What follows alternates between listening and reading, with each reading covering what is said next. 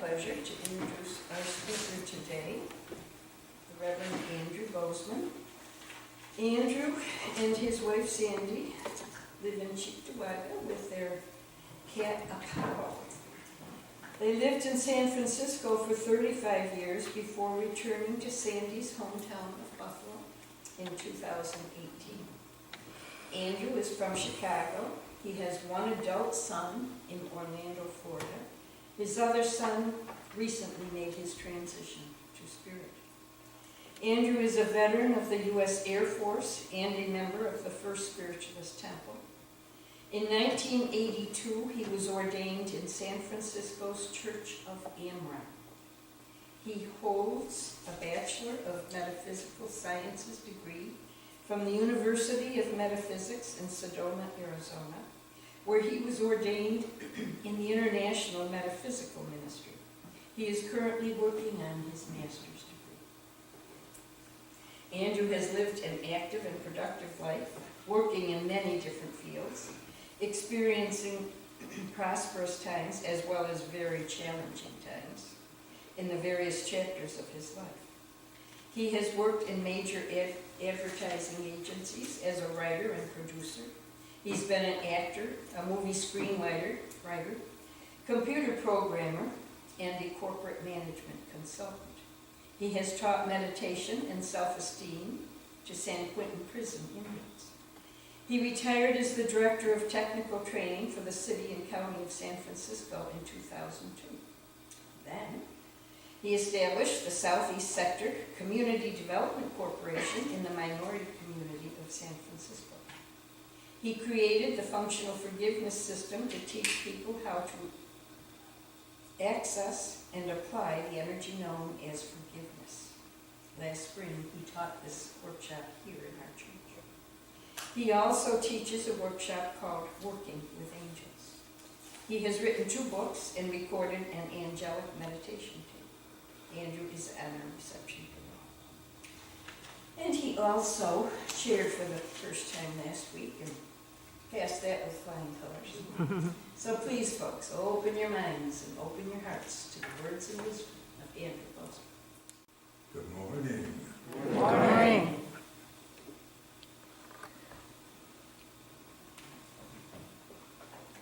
In the second verse of the NSAC healing prayer are these words: I ask this great unseen healing force to help both present and absent ones who are in need of help and to restore them to perfect health.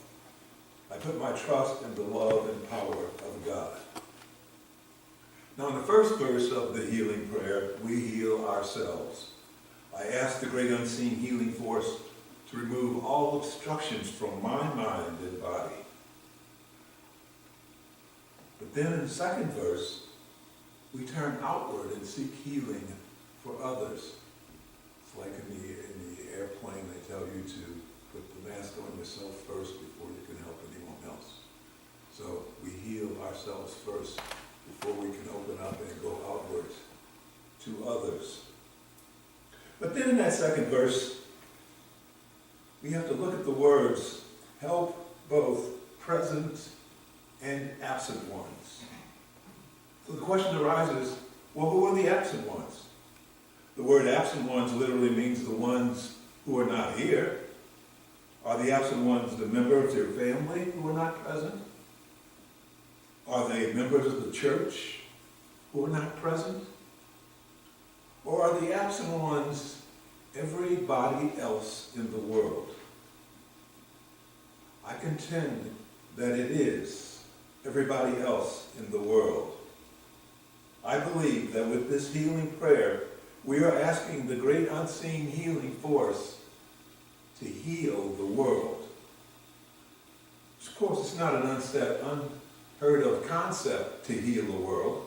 In 1992, the international singing star Michael Jackson released a song entitled, Heal the World. Part of the lyric was, heal the world, make it a better place, for you and for me and the entire human race. There are people dying, and if you care enough for the living, make a better place for you and for me. In Buddhism, when one takes the vow of becoming a bodhisattva of the earth, he or she takes on the mission of transforming what is known as the suffering-filled Saha world, or the world of physical endurance, and turning it into the land of eternally tranquil light. Transforming the world into a world where life force of Buddhahood is always present. In other words, the bodhisattva takes on the mission of healing the world. There are countless young people around the world with idealist intentions to take on the mission of healing the world. Usually they have no idea of how to accomplish that, and they don't have the level of discipline needed to follow through on their intention.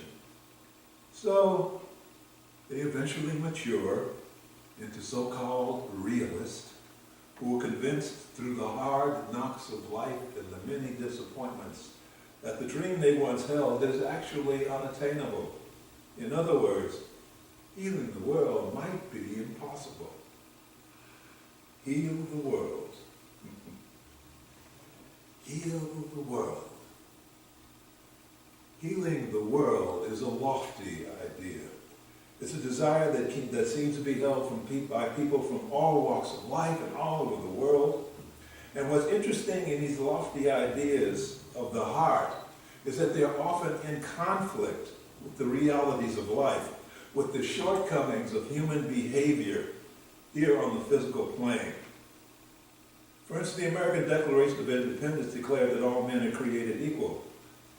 But in the United States Constitution in 1787, it was declared that black men are only 3/5 of a man, and anti-literacy laws made it illegal for black people to learn how to read and write, which makes us the only country in history that ever made it illegal to learn how to read. The Mormon Church declared that all the righteous would be honored in heaven, except for the black people who they believed were cursed by God. And even the NSAC succumbed to the demands of the American culture when in 1922, the NSAC expelled all of its African American members in accordance with the dictates of Jim Crow and racial segregation laws. But, as Martin Luther King declared, the arc of the moral universe is long, but it bends towards justice. So, despite the darker forms of behavior displayed by humans here on the physical plane, there is an overriding principle that slowly, but always surely, imposes its corrective influence upon the physical world. That principle, as stated in the NSC Declarations of Principles, are 1, we believe in infinite intelligence, and 2, we believe that the phenomena of nature, both physical and spiritual, are the expression of infinite intelligence. And those who study the metaphysics of infinite intelligence know that since thoughts are things and our words have power, eventually what you say and what you declare is what you are going to get. So as a consequence, the power of infinite intelligence cannot be denied. The Declaration of Independence declared that all men are created and equal. So in 1868, the 14th Amendment to the Constitution reversed the 3/5 rule and made us all full citizens. In 1978, in response to revelations from God, the Mormon Church lifted its prohibitions and opened their ranks and their priesthood to black people. And in the 1970s, the NSAC quietly began re-accepting spiritualist churches with African American membership back into its ranks. So in spite of what may be going on here on the ground, the words uttered in the form of a sacred prayer of healing and repeated on a weekly basis are words that are empowered by infinite intelligence, and infinite intelligence will eventually bring those words into fulfillment. No limitations, no exceptions, no doubt. So understand this. When you read aloud the prayer for spiritual healing, you are not just reciting words. You are combining your spiritual power with the bodhisattvas of the earth. You are combining your spiritual powers with those in many countries around the world who are filled with hope and prayers for the future. And you are combining your spiritual power with millions of spiritualists around the planet. And together, we are all voicing our command to heal the world. I ask this great unseen healing force to help both present and absent ones who are in need of help, and to restore them to perfect health. I put my trust in the love and power of God. Except, as powerful as that command is, it's really not that simple. We have to do more than just recite these words. We have to do more to propel the power of those words of an inspired prayer for spiritual healing. You see, as spiritualists, we are being called upon to be more than just ordinary human beings. As spiritualists, we're being called upon to become channels of light for infinite intelligence. As spiritualists, we're being called upon to become living embodiments of spirit. As spiritualists, we're being called upon to become beacons of love, peace, and harmony. As spiritualists, we are being called upon to become exemplars. Exemplars. Flesh and bone living examples who positively influence those around them through the power of their very presence. You see, we live in a world where hundreds of millions of people live in darkness of abject terror. They're afraid of the wrath of dangerous, capricious, and often corrupt authority figures who hold the power of life and death over them. They're afraid of the negative, often unbearable situations in which they live that could cause them to lose their livelihood, or their homes, or their health. They're afraid of death. They're afraid of death because they believe death will take them to places that are either filled with dreadful dangers and horrific supernatural creatures waiting to devour them, or that death is a place of absolutely nothing, the end of existence. They're overwhelmed by the deluge of pornographic fear promoted by panic-peddling major media. They're bombarded with horror movies filled with gory, bloody violence and an epidemic of zombies. And they're awash in the tsunami of conspiracy theories proclaiming that the sky is falling and we're all gonna die. Children are being bullied on social media to the point that young suicides are rising precipitously. Yet, at the same time, our children are so addicted to social media that they actually go into physical symptoms of withdrawal if they are denied access. No wonder our society is overrun by anger, resentment, backstabbing, rudeness, revenge, murder. As a society, we are scared out of our wits, and our fear is taking us to the brink of insanity. So what can we do in the face of such overwhelming darkness? Well, a woman by the name of Helen Rossigh has an answer for that. You see, in the year 1913, Mrs. Helen Rossigh assumed the mantle of head pastor for Plymouth Spiritualist Church in Rochester, New York. She was only the second pastor of the church, which had been established in 1906, and she was the first woman pastor of Plymouth Church. She was born in 1839, and she grew up as a Presbyterian. She had no knowledge whatsoever of spiritualism until she had a spontaneous mediumistic experience when she was 18 during a seance she was invited to attend. And even though she was told then that she was a natural medium, she rejected the idea. But her curiosity got the best of her, and she started to research and accepted guided development and eventually became a full-fledged medium. When the Civil War arrived, she became a nurse and the bearer of dispatches for the Union Army. After the war, she became an internationally famous medium, lecturer, and psychometrist who assisted archaeologists in Egypt to discover hidden treasures. She helped geologists all over the United States find valuable mineral deposits, and she even located oil and gas fields in California, as well as sources of water.